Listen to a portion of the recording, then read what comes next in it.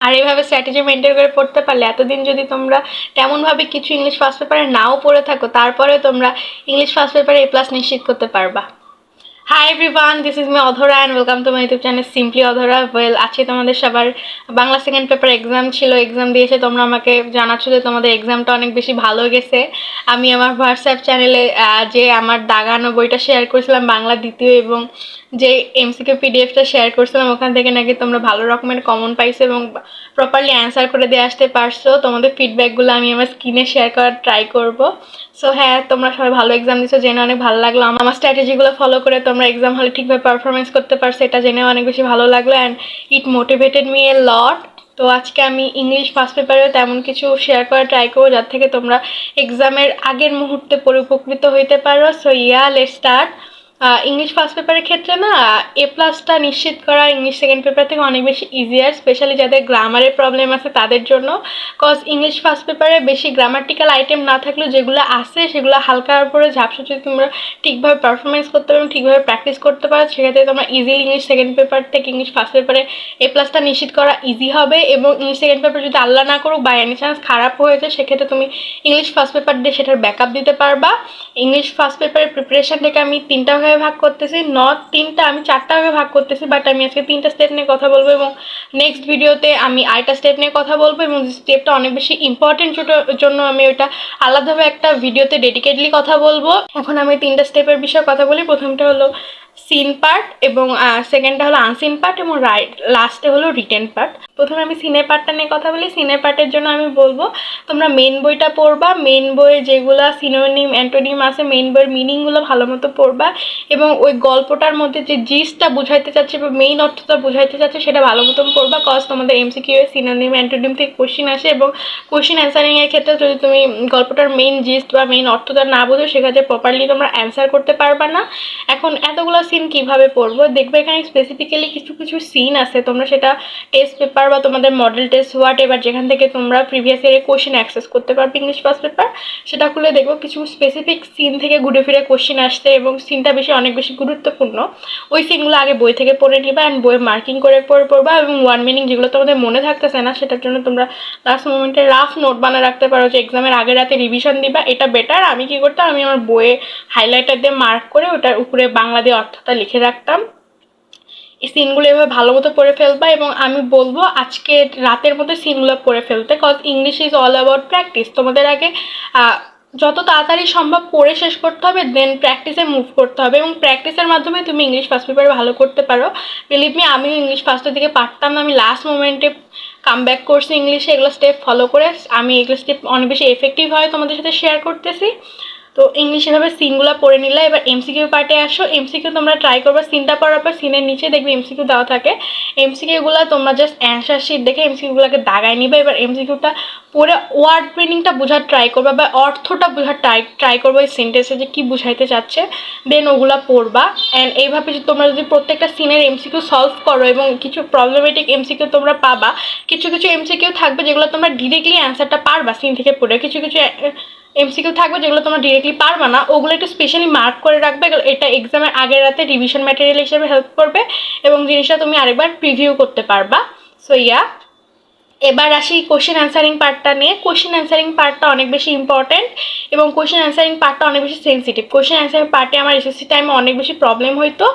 তো আমি বলবো তোমাদেরকে কোশ্চেন অ্যান্সারিংটা ঠিকভাবে করতে, এবং তোমরা খবরদার সিন থেকে হুবহু লাইন তুলে দিবে না, এতে স্যারদের একটা ব্যাড ইমপ্রেশন ক্রিয়েট হয় তোমাদের উপর, এবং অনেক ক্ষেত্রে মার্কটা কেটেও দিতে পারে। এবং বেশিরভাগ ক্ষেত্রে আমি মডেল টেস্টে এভাবে যারা ডিরেক্টলি সিন থেকে লাইন তুলে দিত তাদের মার্কটা কেটে দিত। সো এটা আমি কখনোই প্রেফার করি না। তো তোমরা সিনে যে কথাটাই বলবে সে কথাটাই তুমি ঘুরে ফিরে নিজের মতো করে বলার ট্রাই করবা, এবং কোশ্চেন অ্যান্সারটা নিজের মতো করে লেখার ট্রাই করবা। হ্যাঁ, এবং কোশ্চেন অ্যান্সারটা একটু ভালো করে ফোকাস দিয়ে লেখার ট্রাই করবা। এখন এটার জন্য কী করতে পারো, যারা এতদিন পড়ো নাই তাদেরকে আমি বলবো কোশ্চেনটা নিবে এবং অ্যান্সারটা নিবা। কোশ্চেনটা ফার্স্টে পড়বা, দেন অ্যান্সারটা তুমি রিডিং করবা। এভাবে যতগুলো কোশ্চেন অ্যান্সার আছে সবগুলো পড়ে নিবা, এবং যেটা একটু প্রবলেমেটিক লাগছে বা তোমার কোনোভাবে মনে থাকতেছে না সেটা তুমি মার্ক করে রাখবে লাস্ট মোমেন্টে রিভিশনের জন্য। কোশ্চেন অ্যান্সারিংগুলো তুমি নিজের মতো করে নিজের কোশ্চেন এবং অ্যান্সার দেখে পড়ে প্র্যাকটিস করবা, মুখে মুখে প্র্যাকটিস করবা। লাস্ট মোমেন্টে হাতে ধরে প্র্যাকটিস করতে গেলে বেশি টাইম পাবা না। তোমরা যদি এভাবে সিনের MCQ এবং কোশ্চেন অ্যান্সারিংটা শেষ করো, আমি বলবো এটার জন্য হাইস্ট তোমাদের 5 থেকে 6 ঘন্টা লাগার কথা তোমরা যদি পারফেকশনিস্ট হয়ে থাকো আমার মতো সেক্ষেত্রে, এবং তোমরা যদি এটা আরও রাফলি করতে পারো সেক্ষেত্রে আমি বলবো 3 থেকে 4 ঘন্টার মধ্যে ডান করা সম্ভব। এবার আমি আসি যে সিন থেকে গ্যাপ ফিলিংগুলো দেওয়া হয় সেগুলোর জন্য।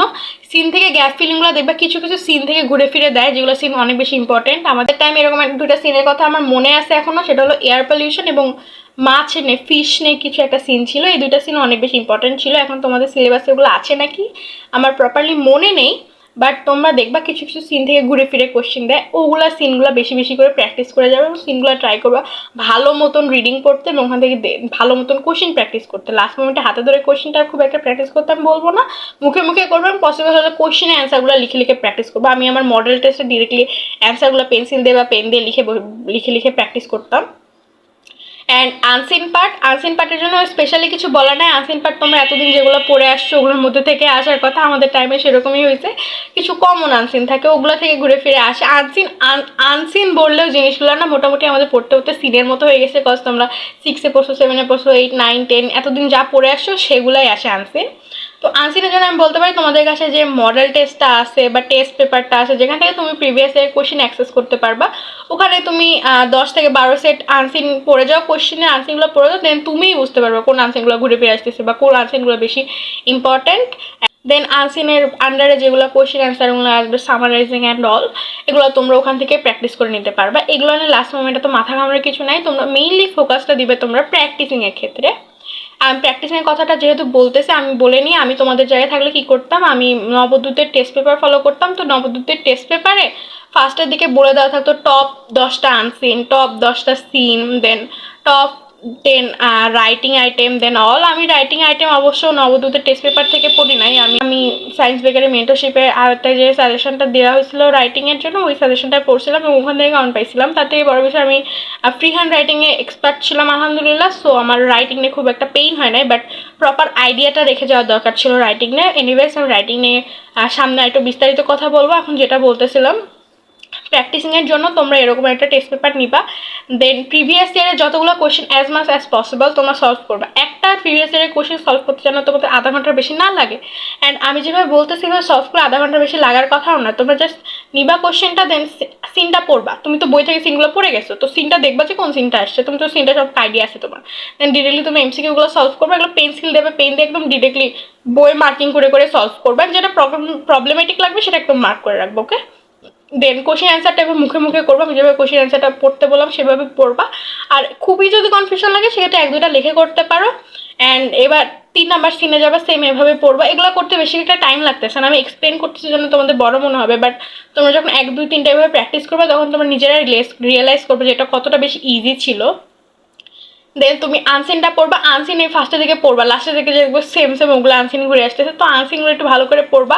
অ্যান্ড সবগুলো কোশ্চেন অ্যান্সার না মুখে মুখে সলভ করবা। আর প্রবলেম হলে বই বা যেখানে তুমি করতেছো ওটা ওখানেই সলভ করে ট্রাই করবা। লাস্ট মোমেন্টে তুমি খাতায় লিখে লিখে করবে, এটা টাইম পাবা না। এটা কখন করতে বলবো, যখন তোমাদের ভালোর মতন সিলেবাসটা কভার হয়ে যাবে, রিভিশনটা হয়ে যাবে, দেন তোমরা এগুলো হাতে লিখে লিখে করতে পারো। অ্যান্ড এবার আসি রাইটিং পার্টটা নিয়ে। রাইটিং পার্টটা নিয়ে আলাদা করে বলার কিছু নেই। রাইটিং পার্ট তোমরা এভাবে যাদের ফ্রি হ্যান্ড রাইটিং নিয়ে খুব একটা আইডিয়া নেই, আমি ওস্ট কেসে বলতেছি, সেক্ষেত্রে আমি বলবো তোমরা যেখান থেকে পারো ইজি হবে, বা তোমরা পসিবল চ্যাট জিপিটিকেও বলে করতে পারো। রাইটিং আইটেমগুলো পিক করবা, দেন ওটা রিডিং করে নেবা, ওটার সম্পর্কে ভালো মতন আইডিয়া রাখবা, অ্যান্ড ওইটার উপরে ভিত্তি করে লিখবা। লাস্ট মোমেন্টে ক্লাস 2 এর বাচ্চার মতো সবগুলো যদি মুখস্থ করতে যাও কোনোটাই হবে না, টাইমও ওয়েস্ট হবে। সো হ্যাঁ, এটাই আমি ফলো করতে বলবো। আমি আমার এই ভিডিওটা আপলোড দেওয়ার 1 থেকে 2 ঘন্টার মধ্যে ট্রাই করবো পোয়েমের ভিডিওটা আপলোড দেওয়ার, তো তোমরা সেখান থেকে পয়েন্ট পার্টটা দেখে নিতে পারো। তখন যেভাবে প্র্যাকটিস করতে বললাম, যেভাবে স্ট্র্যাটেজি মেনটেন করে পড়তে বললাম, আমি এভাবে স্ট্র্যাটেজি মেনটেন করে পড়ে ইংলিশ ফার্স্ট পেপার প্রায় 90 আপ মার্ক ছিল আমার। তো আমি বলবো লাস্ট মোমেন্টে এটা ফলো করতে পারো তোমরা, এটা তোমাদের জন্যই ভালো হবে। এটাই ছিল আজকে ভিডিওর জন্য। কোনো কনফিউশন বা কোশ্চেন থাকলে আমাকে কমেন্ট বক্সে আস্ক করতে পারো। অ্যান্ড লাস্টলি তোমাদের জন্য আরেকটা কথা আমি বলতে চাই, সেটা হলো যাদের এখনও এক্সাম শুরু হয়ে গেছে বাট সিলেবাসটা শেষ হয়নি, physics, chemistry, math, higher math, তো তাদেরকে আমি বলবো তোমরা এক্সাম গ্যাপেও ঠিকভাবে যদি স্ট্র্যাটেজি মেনটেন করে পড়তে পারো, প্রপার গাইডলাইন্স আন্ডারে থেকে পড়তে পারো, সেক্ষেত্রে তোমরা লাস্ট মোমেন্টে পড়েও এক্সাম গ্যাপে GPA 5 নিশ্চিত করতে পারবা। তোমরা সায়েন্স বেকের টিম তাণ্ডব কোর্সটা ভিজিট করতে পারো। এখানে লাস্ট মোমেন্টে 6 থেকে 7 ঘন্টার মধ্যে কেমিস্ট্রি এবং প্রায় ঘন্টার মধ্যে ফিজিক্স এবং 6 থেকে 7 ঘন্টার মধ্যে জেনারেল ম্যাথ এবং পাশাপাশি হায়ার ম্যাথ ইম্পর্টেন্ট সিকিউগুলো দাগায় দেওয়া হয়েছে এবং সলভ করে দেওয়া হয়েছে। এগুলো যদি তোমরা প্রপারলি লাস্ট মোমেন্টে সলভ করতে পারো, লাস্ট মোমেন্টে সলভিং স্ট্র্যাটেজি সব কিছু শেয়ার করা হয়েছে। এবার যদি তোমরা প্রপারলি সলভ করতে পারো তাহলে ইনশাল্লাহ তোমরা এক্সামে ভালো পারফরমেন্স করতে পারবা। সো সায়েন্স বেকারি ফেসবুক পেজে নক দিয়ে আরও বিস্তারিত জেনে নিতে পারো। ওদের ফেসবুক পেজে নক দিয়ে আমার নাম বলে তোমরা একটা স্পেশাল ডিসকাউন্ট অফার পাবে। সো হ্যাঁ, সায়েন্স বেকারি ফেসবুক পেজের লিঙ্ক আমার পিন কমেন্টে এবং ডেসক্রিপশনে অ্যাড করা থাকবে। এবং তোমরা আমার হোয়াটসঅ্যাপ কমিউনিটিতে জয়েন করতে ভুলো না। আমি আমার হোয়াটসঅ্যাপ কমিউনিটিতে বারবার তোমাদের সাথে কমিউনিকেট করার মাধ্যমে তোমরা লাস্ট মোমেন্টে যেগুলো প্রবলেম ফেস করতেছো সেগুলো সলিউশন দেওয়ার ট্রাই করতেছি। সো আমি ওখানে আমার ইংলিশ ফার্স্ট পেপারে রাইটিং সাজেশনস অ্যান্ড অল আমার কাছে যেগুলো রিসোর্সেস অ্যাভেলেবেল আছে আমি সেগুলো তোমাদের সাথে শেয়ার করার ট্রাই করব। তো যাতে তোমরা ওখান থেকে লাস্ট মোমেন্টে উপকৃত হতে পারো, তো আমার হোয়াটসঅ্যাপ চ্যানেলের লিঙ্ক আমার এই ভিডিওর ডেসক্রিপশন এবং পিন কমেন্টে অ্যাড করা থাকবে। And don't forget to subscribe my channel. Last মোমেন্টে আমি তোমাদেরকে আমার নিজের সর্বোচ্চ দিয়ে ট্রাই করতেছি হেল্প করার জন্য। তো তোমরা যদি সাবস্ক্রাইব করে রাখো সেক্ষেত্রে আমি নেক্সটে যে আপডেটগুলো শেয়ার করব বা লাস্ট মোমেন্ট যে স্ট্র্যাটেজি বা ট্রিক্সগুলো শেয়ার করব, তো সেখান থেকে তোমরা উপকৃত হতে পারো। আইদার তোমরাই হয়তো বা লুজ করবা। So that's all for today. Do subscribe to my channel and follow my WhatsApp channel and all. So that's all for today. আল্লাহ হাফেজ।